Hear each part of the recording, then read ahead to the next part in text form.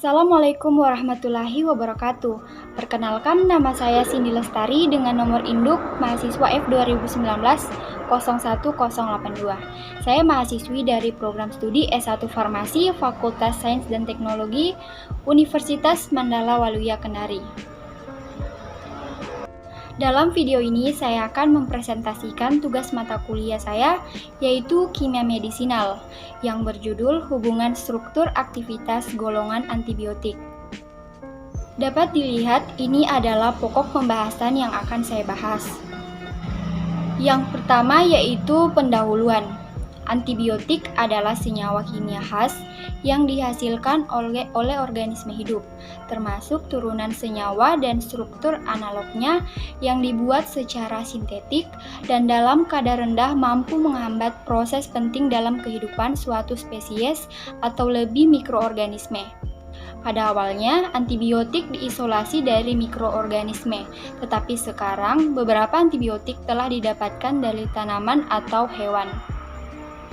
Nah, yang selanjutnya ada penggolongan antibiotik. Pada penggolongan obat ini, di mana untuk antibiotik ini adanya spektrum yang luas dan juga spektrum yang sempit berdasarkan spektrum aktivitasnya. Nah, untuk spektrum yang luas biasanya dia bisa untuk bakteri gram positif dan gram negatif. Sedangkan untuk yang spektrum yang sempit hanya salah satu, apakah itu untuk gram positif saja ataupun gram negatif saja. Dan untuk tempat kerjanya dia bisa dinding sel, membran sel, asam nukleat ataupun ribosom ya. Dia mengganggu RNA ataupun DNA dari bakteri. Oke, selanjutnya struktur kimia.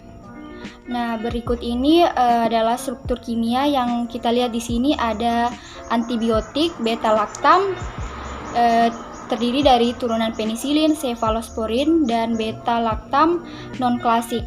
Selanjutnya ada turunan avenicol, terus turunan tetrasiklin, turunan aminoglikosida, antibiotik makrolida, antibiotik polipeptida, turunan linkosamida, antibiotik polien, turunan ansamisin, dan turunan antrasiklin. Semua struktur kimia yang saya sebutkan tadi yang akan kita bahas yaitu turunan penisilin dan turunan aminoglikosida. Oke, yang pertama itu ada antibiotik beta-laktam. Nah, ini adalah suatu struktur ya, struktur dari cincin beta-laktam di mana di sini disebut alfa dan ini adalah beta. Sehingga dikatakan bahwa inti dari struktur cincin dari beta-laktam itu sendiri adalah seperti ini.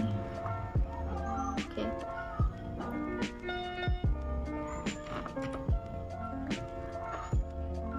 Yang pertama yang akan kita bahas adalah penisilin. Penisilin pertama kali diisolasi dari kultur jamur Penicillium notatum dan P. chrysogenum. Turunannya dibuat dengan menambahkan prekursor seperti asam karboksilat atau senyawa yang berhubungan pada campuran fermentasi. Di bawah kondisi tertentu, prekursor tersebut bergabung dengan rantai samping membentuk turunan penisilin baru. Pembuatan turunan penisilin secara sintetik murni juga sudah berhasil dilakukan, misal phenoxymethyl penicillin. Selanjutnya ada hubungan struktur aktivitas turunan penisilin. Melalui modifikasi molekul telah dibuat turunan penisilin baru dengan sifat yang lebih baik dibandingkan penisilin alami. Sifat-sifat tersebut antara lain yang pertama adalah penisilin tahan asam. Ya, di sini penisilin yang tahan asam contohnya adalah penisilin V. Kenapa penisilin V ini dikatakan tahan asam? Bahwa adanya gugus penarik elektron. Ini adanya gugus fenoksi yang terikat pada rantai samping amino. Akibatnya dia dapat mencegah penata ulangan penisilin menjadi asam fenilat yang terjadi dalam suasana asam. Jadi di sini bisa dikatakan adanya gugus Venoksi ini pada penisilin V menyebabkan penisilin ini tahan asam. Itu yang pertama. Lalu yang kedua di sini dikatakan penisilin yang tahan terhadap beta laktamase. Adanya gugus meruah atau bulky pada rantai samping amino. Nah, ini gugus meruah itu, ya ini. Jadi kecil kemungkinan adanya suatu gugus untuk menempel di dalamnya. Jadi sulit untuk berinteraksi ya, sehingga nanti cincin beta laktamasenya itu akan terlindungi istilahnya ya oleh adanya gugus-gugus meruah ini. Dan ini cincin aromatik yang pada kedudukan orto mengandung gugus halogen atau metoksi. Ini ya gugus-gugusnya. Jadi semakin bulky suatu senyawa, maka semakin sulit dia untuk berinteraksi dengan senyawa lainnya. Kemudian ini ada penisilin dengan spektrum yang luas. Nah, ini diakibatkan adanya gugus hidrofil seperti NH2 pada rantai samping. Ya, ini adanya gugus hidrofil NH2. Dia dapat menembus obat melalui pori saluran protein membran luar bakteri, baik itu bakteri gram negatif ya, tapi di sini biasanya gram negatif itu dia lebih patogen ya, lebih menimbulkan penyakit yang lebih berbahaya dibandingkan dengan bakteri gram positif. Nah, ini jadi kita bisa simpulkan ya, untuk yang misalkan dia spektrum luas memiliki gugus hidrofil, lalu yang dia tahan terhadap beta laktamase, dia memiliki struktur yang bulky. Nah, itu yang perlu diingat. Kemudian di sini dikatakan penisilin yang aktif terhadap bakteri gram negatif dan Pseudomonas aeruginosa. Jadi memang gram negatif ini biasanya dia menimbulkan penyakit-penyakit ataupun bakteri yang patogen ya. Pseudomonas dia menimbulkan infeksi biasanya. Dimana di sini dikatakan bahwa gugus asidi pada rantai samping seperti COOH, SO3H, dan NHCO ini yang menyebabkan dia aktif terhadap bakteri gram negatif serta Pseudomonas. Kemudian di sini terdapat penisilin yang bekerja sebagai praobat. Jadi dia sebelum dilakukan sintesis dan lain sebagainya, jadi bahan awal untuk dibuatnya obat. Dia dibuat dalam bentuk garamnya. Biasanya ini digunakan karena untuk meningkatkan kelarutannya. Contohnya prokain penisilin G dan benzatin penisilin G. Lalu di sini ada penisilin yang bekerja sebagai praobat lainnya, yaitu aslocillin dan piperacillin, yang menutupi gugus amino yang bebas. Dia memang untuk struktur yang praobat ini, strukturnya itu lebih rumit ya, dapat dikatakan lebih rumit dibandingkan dengan struktur yang sudah menjadi obat. Nah, ini misalnya terdapat pada struktur ampicillin dengan bentuk garam amida yang akan diuraikan kembali pada in vivo. Contohnya piperacillin, aslocillin, meslocillin, dan apelcillin.